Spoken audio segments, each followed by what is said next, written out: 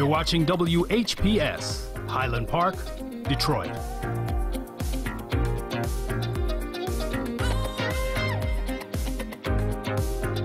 FM 88.1 WHPR, Highland Park. WVIE 107.3 FM Charlotte, Amalia, Virgin Islands. The views and opinions expressed on the following show are not necessarily the views and opinions of WHPS, its affiliates, management, or sponsors.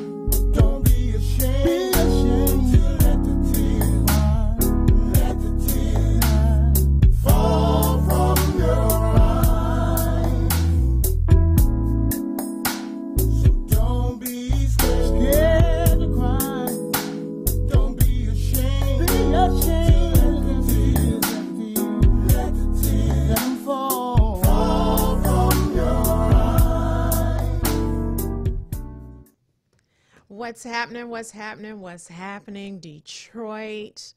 You are tuned in to Black Coffee, No Sugar, No Cream. And if you're in the Virgin Islands listening to us on 107.3 WVIE, welcome. This show is going to be an amazing show of liberation and how this young lady went from pain to power. I called this show, Why Fit In When You Can Stand Out? And it is about the journey of Pia, who also goes by Pamela Irene Nions.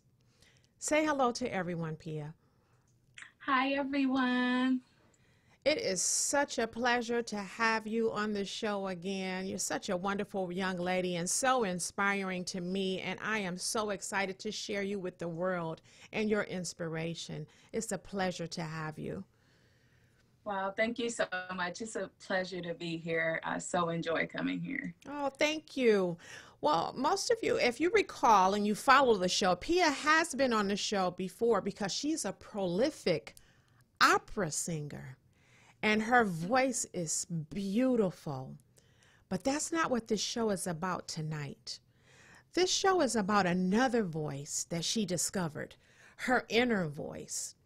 And that is the voice that we're going to talk about because you see, there are so many young women especially, but old alike, that have low self-esteem and they don't feel good about themselves.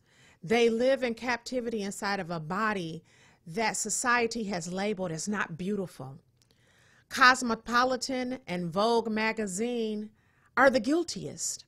And Miss Magazine and all of these magazines, because they only chronicle women that have the shape of a Barbie doll. And if you know, Barbie dolls are not even really anatomically correct. But that is the image that is portrayed in society. We have just crossed over to having black dolls that have black features, because before they would have a black doll and just dipped it in the white doll in the black plastic, and you came out with the white features. You didn't have the full lips and the cheekbones and the things that we embrace as black women, that we love as black women, that make us black women. So Pia, when did you first discover that society perceived you as different? It was at a very young age. Like, I remember noticing around the age of 7 or 8 that I was different from my other classmates. And at that time, I didn't know that that was something that was bad. I thought everybody was supposed to be different, but I started to see through TV, through my favorite shows, through Barbie dolls that, a lot of these people don't look like me. And when they do look like me, there's a stereotype attached to it. So around 7 or 8 is when I first really started to notice that. So as a small child, you were full figured. Oh, yeah. Yep. Okay. And so did anything exacerbate the situation? Like, did you find food comforting to you in times of stress or anything like that? Did anything exacerbate it? Or you were that's just your frame and this is how you were built and this is just how you are?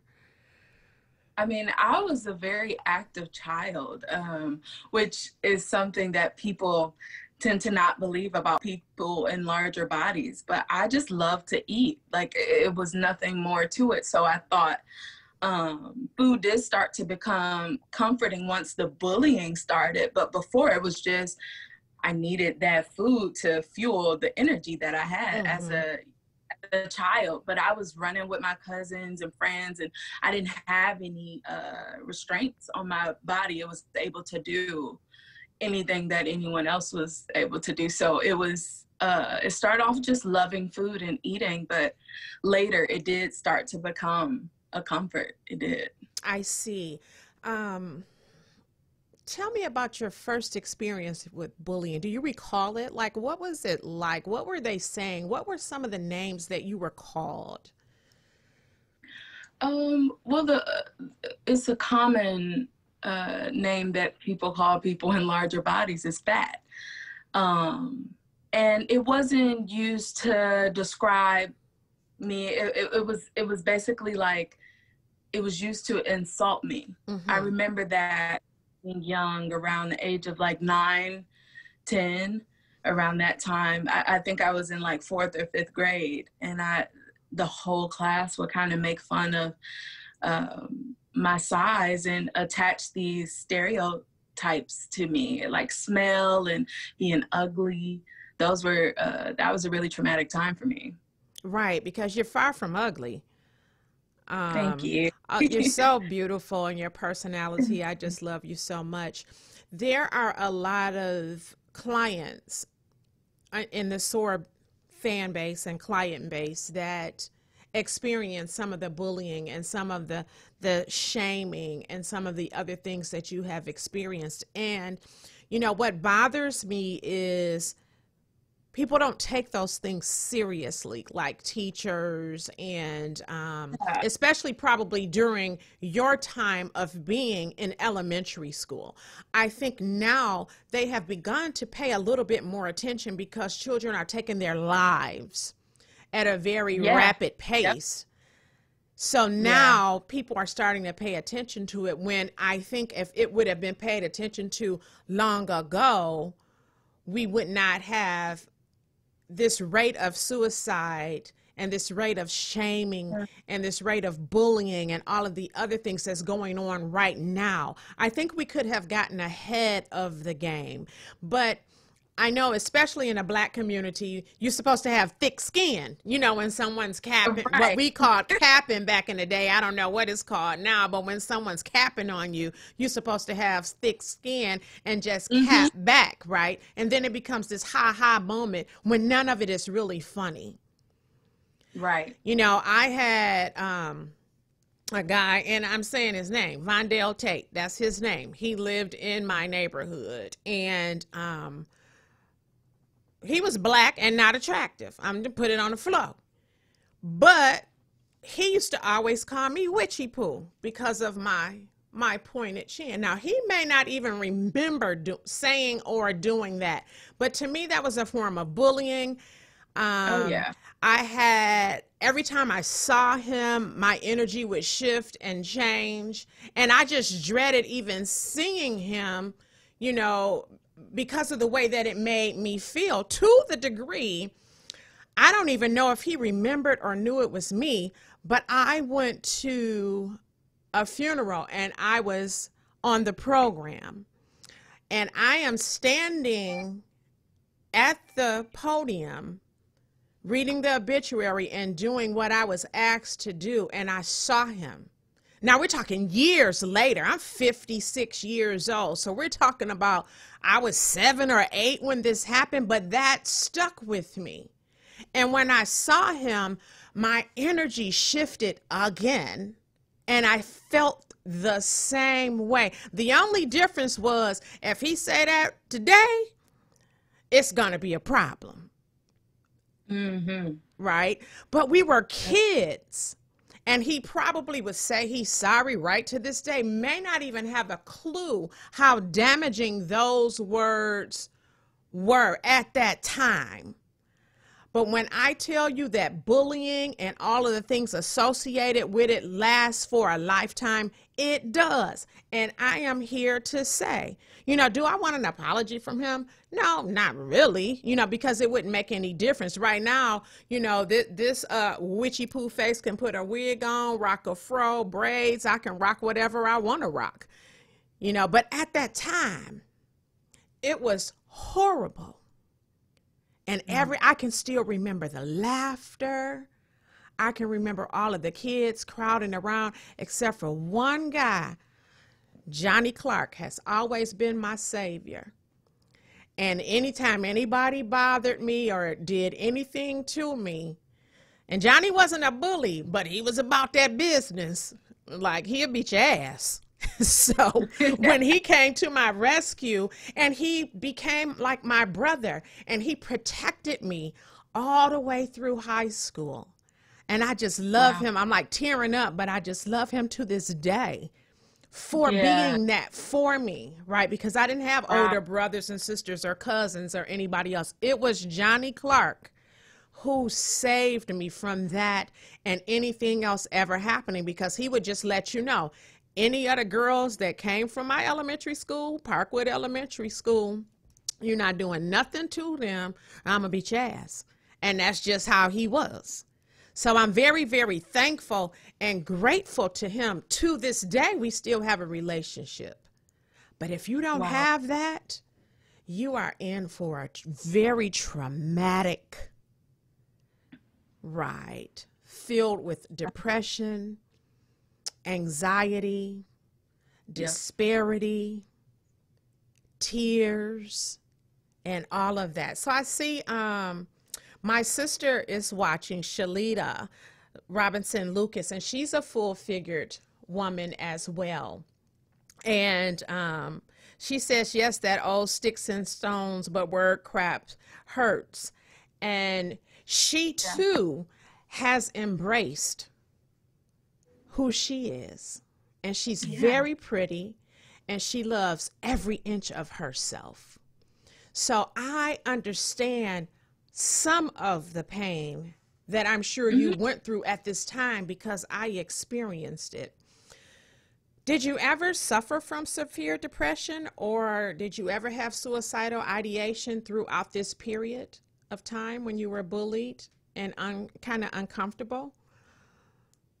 At that age, I was just really sad, but it was something about when I was younger, it still didn't start to affect me until later. I started to be a little more apologetic for my appearance. But during that time, because I had supportive and loving parents, I didn't really go home to negativity. It was just at school. Even though I spent most of my time at school, I was sad about it, but it didn't get me to the point where I was questioning the value of my life. That I'm very blessed to have parents who poured into me and loved me through that.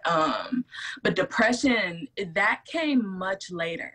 by the teenage years where I didn't feel pretty and I, was gaining weight, and I viewed that as something to fear and something to be ashamed of.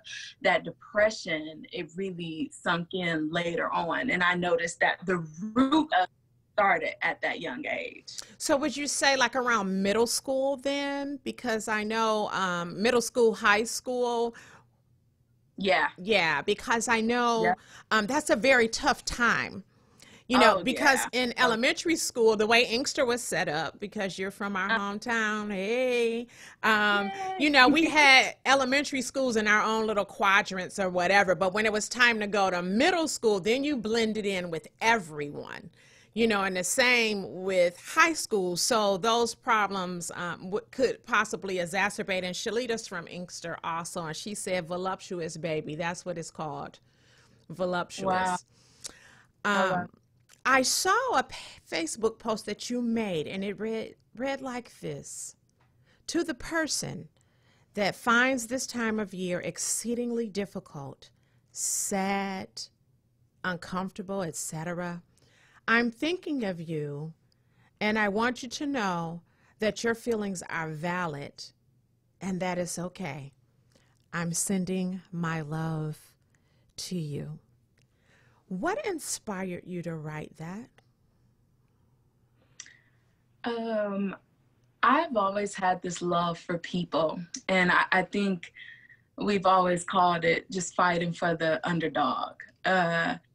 I know what it's like to be sad, to struggle with depression. And sometimes there's this pressure on us as Black people to have that thick skin and to just put on a smile when everything could be going wrong. We have that it's okay not to be okay. And so these are things I've learned through mental health and taking that seriously and taking that stigma off of it for my own life. And therapy is changing my life. And I've learned that through a lot of my sessions. And so I'm just like, I want to make my page a safe space for people. And, there's no pressure for you to put on a fake face here. You don't have to do that. I wanted people to know, like, I'm with you and I see you, because that's very important to me. And you said something that really stuck out: therapy. That, and I have been in therapy before for my anxiety and my bouts with agoraphobia and things of that nature. That is a taboo thing just about in our community. When I was growing up, like, no, you don't go to therapy, you go to church. And they're going to pray for you. They're going to put you in the prayer circle or whatever. And it just never worked. I came out with a greasy cross on my forehead, nervous as hell, because I didn't understand what these people were really doing. I didn't understand it myself. And it was a very difficult time for me to break that stereotype that has been in my family for generations, that you have to be crazy to go to therapy and get help. So would you say that going to therapy was part of your journey to your liberation? Oh yeah. And that really just kicked off the beginning of 2020 for me. I was like, something is off and I need help. And I'm going to go find help. Yep. Wow. That is amazing. Your voice, you have the voice is so angelic. And the range, I don't mean the range in octaves. You can switch genres of music like Jill Scott to one of the top opera singers in this world. Do you find that helped you escape everything that was going on? Because see, I used to write and draw as a kid, and I'm not an artist by a long shot, but it was a way for me to escape from the way that I was feeling at the time. And that helped me to sit and write and draw and write poetry. Did you find yourself being able to hide behind your music? Yeah, it's funny you bring that up because fifth grade, around the age of 9, 10, I did a talent show. That was the first talent show I ever did. It's the first time I ever sang in public.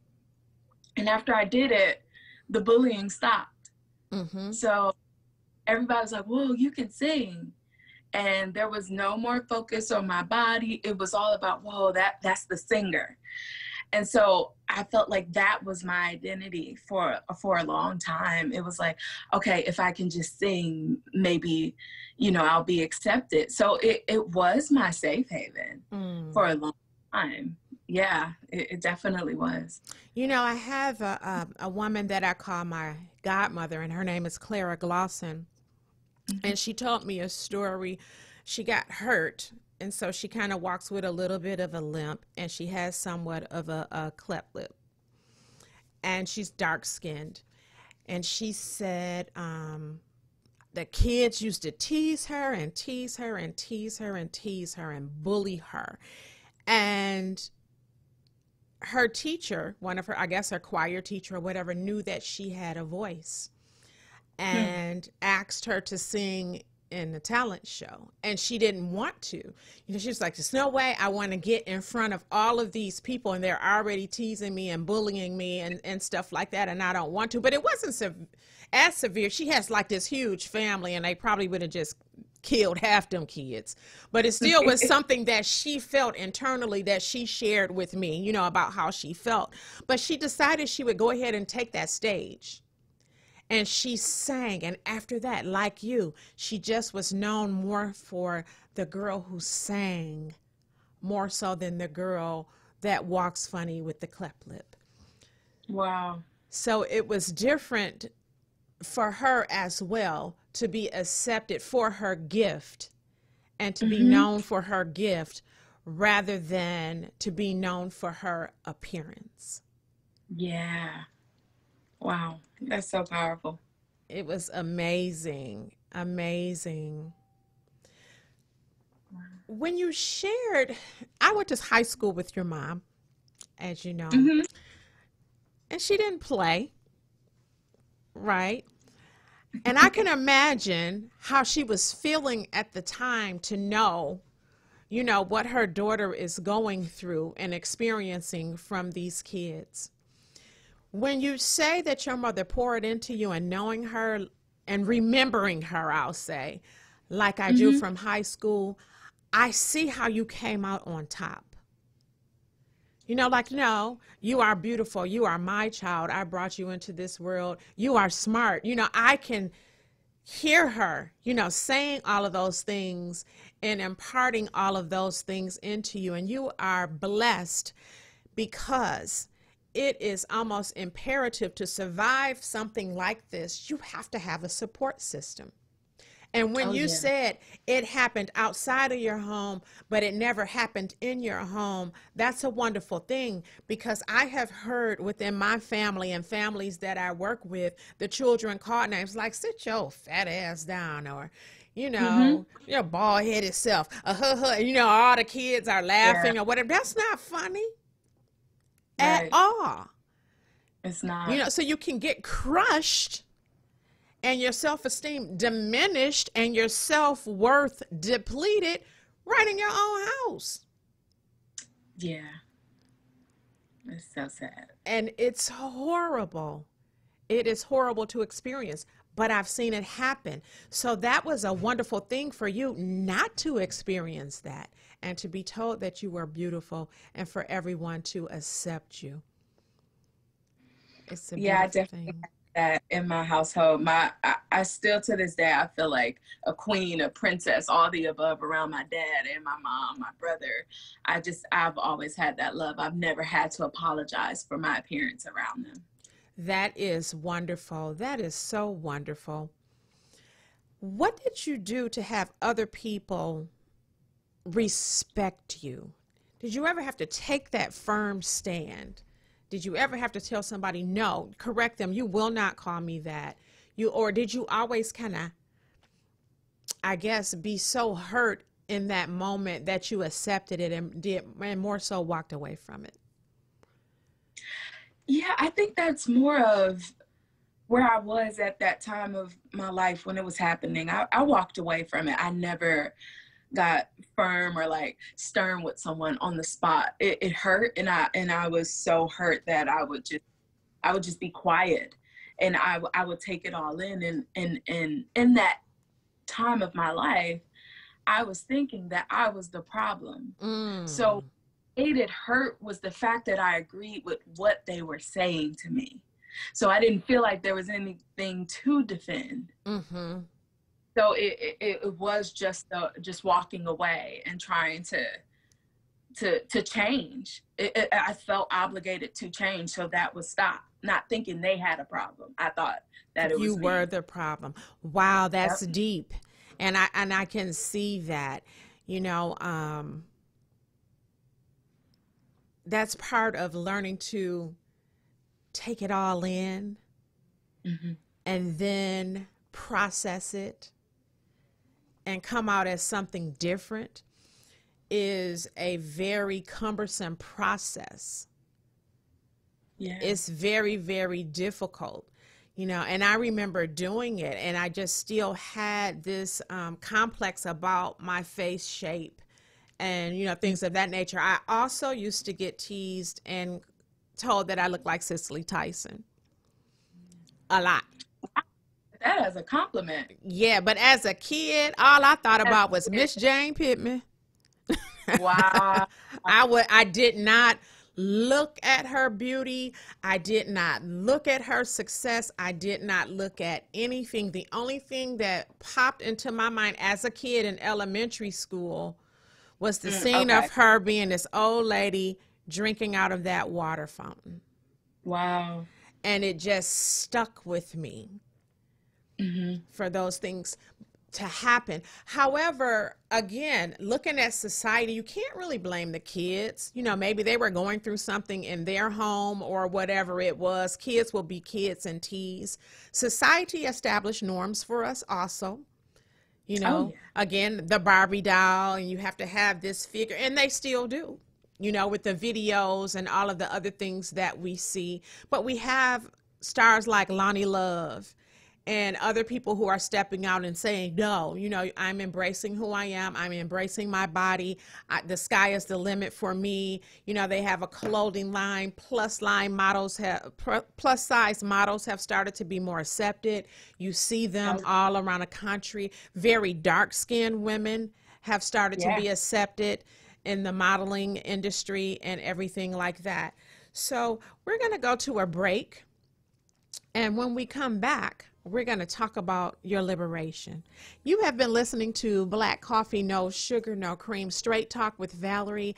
And I have Pia on the show today, and we're talking about why fit in when you were made to stand out, how she took her pain to power and has become a plus-size model. We'll be right back.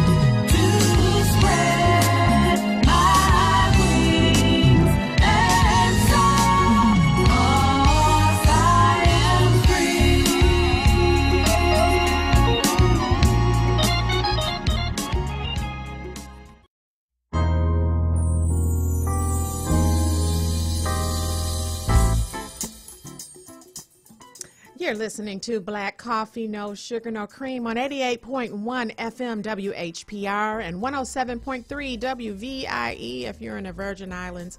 And everyone on the Facebook Live feed and watching us on RadioWeCanSee.com. I have with me the beautiful, the talented, and as my sister Shalita calls it, the voluptuous Pia. And we're calling this show, Why Fit In When You Were Made to Stand Out? Her journey from pain to power. Pia, I put together that video spot, and I don't know if you got a chance to see it because I don't know if you're looking in on your side, but I'll send it to you. And it was of all the modeling pictures that you had posted. And you looked so beautiful. And Shalita says she loves it, and you're going to give all that shine, Pia, like she is your biggest cheerleader right now. But I know that she is also, she has worn those shoes that you're in. Wow. And how did you recognize your inner critic, that challenge of your inner critic? Because a lot of times our negative thoughts coincide with other people's judgment, and it makes it reality centered for us. How did you silence that inner critic? Was it through your therapy, or did you just decide? Because one day I just looked at your page and you was like, hey, and you wrote this. You said, "Dear younger me, they lied. There isn't anything wrong with you, Pia." And in my mind, I imagine just one day you just broke out like, no, I'm embracing all of this. The world will embrace all of this. I have my power, and I'm going to use my power to exert who I am inside and out and through my singing into this world, and they will accept me. But to do that, you had to silence that inner voice. Did that come through your therapy, or was it a combination of things? How did you silence that inner critic? It was definitely starting therapy and being in therapy and doing this exercise where I wrote down all of the negative things that have ever been said that are in my head that I believe to be true about myself. And then on the other side, I made a list of all the positive things that I believe to be true about myself. And it was very eye-opening to see that the negative side was longer than the positive side. And I then titled the negative side Lies. And just writing that and seeing that, wow, all of these things that I thought were me were lies that were fed to me at a very young age. And I was like, okay, now how do I go from here? And it was just a lot of different exercises of standing in front of the mirror with pictures of myself as a little girl and saying, you know, I make peace with you. There wasn't anything wrong with you. And there isn't now. And we're no longer going to apologize. I'm in the body that a lot of people fear being in, that a lot of people work so hard not to be in. Okay, now what? Do I not have value? Does my self-esteem need to be low? Do I need to apologize for that? I don't. I get to be plus size, fat, whatever the title is, and beautiful. Those exist together. And it was just that realization of these are lies. They lied, and I accept the truth. And this is something that I have to still do to silence that voice to where it won't take as much percentage of my brain anymore. Do you mind telling me some of the things on your list of lies versus some of the things that you counter that with, just for someone who's listening that may be struggling with this? You know, I'm sure on the side where there are lies, those are stereotypes, right? Mostly, or whatever. What are some of the things that were on that list? That I need to lose weight to have the career that I want. I need to change to get the love life that I want, and I am not good enough. I'm not attractive. I'm not desirable. That I'm unhealthy, and that all of these diseases are things that it's my fault. These are things that I need to change.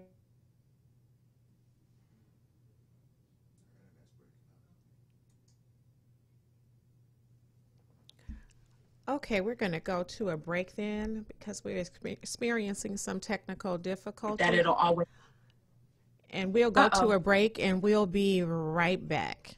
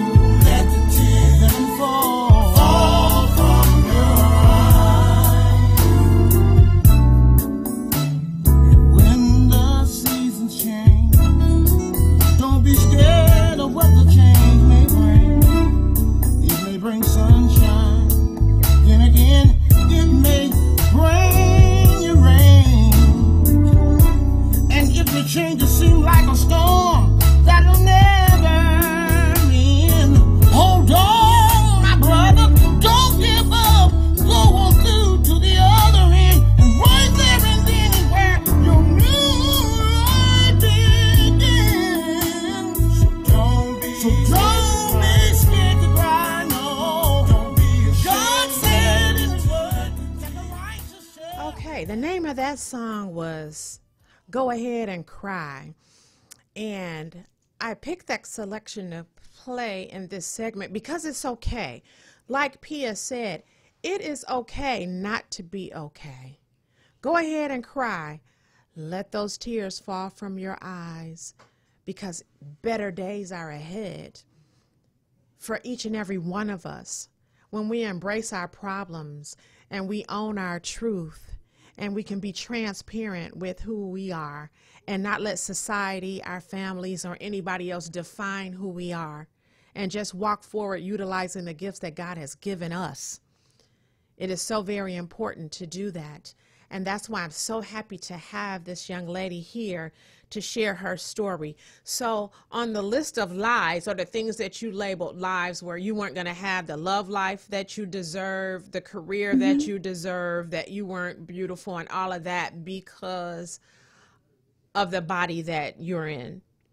Right. What did you counter that with? So that was the negative side. On the other side, what do you write? I wrote, it was first addressing that those were lies. That was a big moment for me. And then to write the opposite, that actually most of the success that I've had have been in some of my largest sizes or at my biggest size, going to Italy and singing, at a 3-week opera program and getting my master's and doing the plus size modeling and being here. You know, I'm a plus size woman and these things are happening. My degrees are in music, for singing. And I'm doing all of that in being in a larger body, and just writing down the facts that I am loved. I look around and I'm falling in love with myself, which is the most important. And yeah, it was just those moments of realizing, you know, the things that I didn't think, or that I've been told that I can't have, that I've already achieved and have a lot of them. Wow. That's powerful. Absolutely. I mean, to leave this country, and you call your voice your instrument, and I love that. So to utilize your instrument, and it has taken you to other parts of the world, and to get on that stage and singing opera, that's not like being in a choir. You're not hiding behind anybody. When you get on that stage and that light comes on, there you are. But to be able to escape from all of the things in your past and even in your present, and just in that moment to be there and to use all of you, your instrument, and all of you, your beauty, to entertain thousands of people around the world. It's amazing. I applaud you. Thank you. Thank you so much. And yes, they did lie. You are beautiful. And those pictures, you are killing the game, baby. When you posted them, I was like, oh, shoot now. Look at her. And you can see that you're owning it. Every single last one of those photographs, you are owning it. And I love it. Confidence is exuding from you in every single last shot. There was no airs. You know, somebody might say, okay, lights, camera, action, and then you're into action and say, okay, cut, and then you just kind of go back. It wasn't like that. I could tell that those photographs was part of your liberation. It was like your reward. I'm coming out. This is me. Accept it because I do. Are those some of the things that were going through your mind? Like, how did you even get to the point where you were going to become a model? Is this something that you sought after? Because you have a wonderful photographer. So tell me how that came about. It's something, a dream I've always had. I just didn't give myself permission to pursue it because of body shaming and self-esteem issues. I was afraid to pursue it. And so instead of waiting for someone to give me that permission, I was like, you know what? I am a plus size model and I'm going to look up how to be that and just walk in it and claim it now. And I just walked into I planned it out. I was very strategic about what I wanted it to look like. And I collaborated with my roommate, Angela, and we made a plan and we executed that together. I was like, these are the looks and this is the message. Yeah. Shalita says, yes, honey, I need some of those fits. So she likes your outfits. Thank you. Did you ever have to go through a process of forgiving yourself? I think you did state that, you know, you had to accept who you were, and you started writing. Within that was forgiveness. Also, for listening, I guess, forgiving your inner critic for absorbing and listening to the lies that you have been told.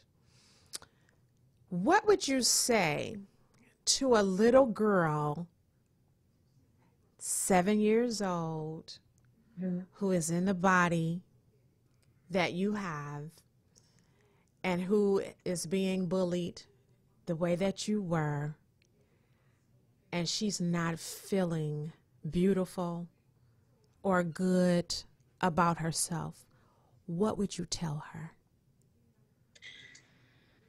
I would first acknowledge that her sadness is valid and that it's okay to be sad about what people say to hurt you. That doesn't make you weak. But what is important is to understand that they are lying and that they are exuding an insecurity within themselves. And it's important to recognize that, and that there isn't anything wrong with you, and that there is nothing to apologize for, and that it may hurt right now, but later you'll be able to look back on this moment and understand that it was unfortunate, but it's nothing to apologize for, and that you are beautiful, and there isn't anything you need to change about yourself at all. You are fine the way that you are. That has me just choked up. That was so beautifully stated, authentic, and from the heart. And I know that you are healed and that you have forgiven yourself and that you're ready to thrive, because you sat through this whole interview. And generally, I'm over here about to cry.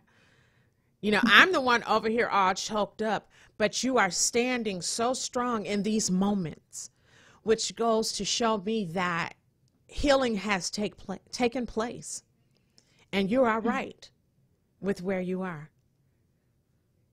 And I congratulate you on that. I've done many, many interviews about many, many topics, and sometimes people still get emotional. And I'm not saying that that's not okay, because it is, but I don't see that with you at all. Like you're already on the other side of this thing. And Shalita says she loves this whole convo. You gave yourself permission to thrive and to live. And I agree with that 100%. I see it. You're just shining. Your beauty. You're just radiating in this very moment. And I just love it. I thank you so much for sharing your story, because there are a lot of little girls who need to hear that message. Yeah. A lot of them. What can we expect from Pia in the future? I think more of the real me, not just the singer me. I have a whole range of things that I'm passionate about, and this is one of them. And while I'll post a video of me singing, which I plan to do very soon during Black History Month, but I'll also be posting pictures of me, full body pictures of me, with quotes or poems that I've written myself, just about being a plus size Black woman in this country. And just more authentic me, and to know that I'm human and that this is healing for me, that I am still on that journey, and that this is necessary for me to continue. It's an everyday decision to fight against this negativity. It's a lot that I'm unlearning, and just expect my authentic self. That's wonderful. Well, I want you to know that you have helped me. I grew up very thin, and now I'm 56 years old, and I've gained some weight, and I'll encounter friends and other people like, well, you gained a lot of weight, and I immediately just want to go hard, you know, but it's like, that's true, but, you know, is this what we're doing? Do we want to sit up and talk about everybody downfalls? Because I can go there, but I always stop and think about, like, but it's okay. You know, what they're saying is the truth. But I just often wonder, why don't people have something else better to greet you with? Or better to say? You know, it's some things I can know about people when I walk up to you like, oh, I'm sorry your teeth fell out and I heard you lost your job. You know, or whatever. That's kind of how I feel when you coming up to me saying I gained weight. You don't need to tell me stuff I know. I buy my clothes. I put them on every day. I understand from where I was into where I am now. I get it. I don't need anyone else to bring it up. You know, Am I uncomfortable with it? No. But do I feel like it's ignorant? Yes. Does it piss me off? Yes. Because most of the time, the people that are saying it, their lives aren't even together. So I'm having a good life. Yeah, you can tell I'm eating. I'm not starving over here. You know, that's kind of how I feel and what I want to say. Yeah. You know, because I just feel it's inappropriate. It's so inappropriate. It's inappropriate. But I guess you do better when you know better, I guess. I don't know. But it's inappropriate, and I'm sure you've had that happen before as well. Oh, yeah. And it's kind of like, oh, okay, is this what we're doing? It's just one of the most disrespectful, undercutting, facetious thing that a person could say or do. Yeah, and it's the intention behind it. It's you said this to point out something that you view as negative. Exactly. And there's a whole bunch of layers there that can be, you know, why is weight gain so feared? Why is saying weight gain, you know, why is that something negative? Why is it something that people are bad about? And it's so much to it. But bottom line, it's definitely inappropriate. It is. It's inappropriate. And I just feel like we teach people how to treat us. Yeah. And so, but I'm learning from you today, you know, some of your tactics, because I got a smart mouth. So it's like, I don't have a problem being a smart mouth, you know, but just to embrace and own who you are, walk with that confidence, know that is true, but it's okay. What is the intent behind it? Like you said, and if they're just ignorant and they don't know any better, then you just brush that off and you keep going. Pia, as always, we run out of time, but I look forward to the writings that you're going to create. I look forward to the songs that you will sing, and you are welcome to come back here anytime and showcase any of those things. I just love you so much, and I look forward to working closely with you in the near future. Is it anything that you want to leave the audience with?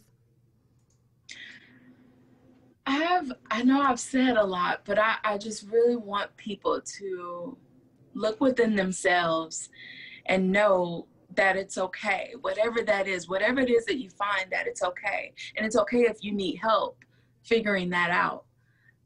I really want to help take that stigma off of mental health, especially in the Black communities. I want to thank everyone for receiving me and the people in my life. I thank my parents, my friends, my therapists, all of my family, just for believing in me from day one, and to love yourself. And it's okay if that's not right now. Take it step by step. And if today is just looking in the mirror and that's it, that's okay.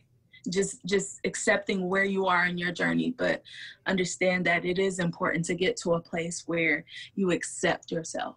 That's what I want people to walk away with today. That is wonderful, and thank you so much. You have been listening to 88.1 FM WHPR here in Detroit, 107.3 WVIE in the Virgin Islands. This is Black Coffee, No Sugar, No Cream, and tonight's segment was called Why Fit In When You Are Made to Stand Out. And I want to thank you, Pia, once again for your time. And as always, Black Coffee, No Sugar, No Cream is not a show where we spill the tea or we try to daze you like you drank a shot of cheap liquor. I just want you to see things from a different point of view. Mine. And we're out of here. Have a wonderful week. We'll see you next week when we will continue with the Devil in the Courtroom series. Have a wonderful week. So long.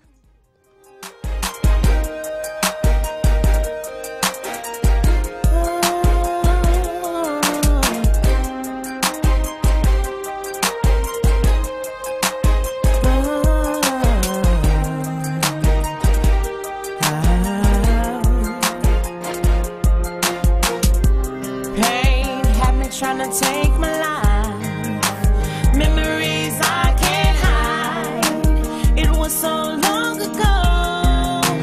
I was too young to fight. My innocence ripped away. I was too scared to say anything 'cause it broke my heart. Tore my confidence apart. My spirit is tired and I'm feeling drained. I'm wondering if I'm ever gonna breathe again. I can't keep holding on. Gotta let it go. Gotta let it go. Gotta let it go. The pain, regret, the guilt, the shame, it's all a part of the enemy's game to distract you from God's plan for you. Yeah, the world is a place with many parts. Some are players, some are sharks. Broken minds, broken hearts. Admitting that is where it starts.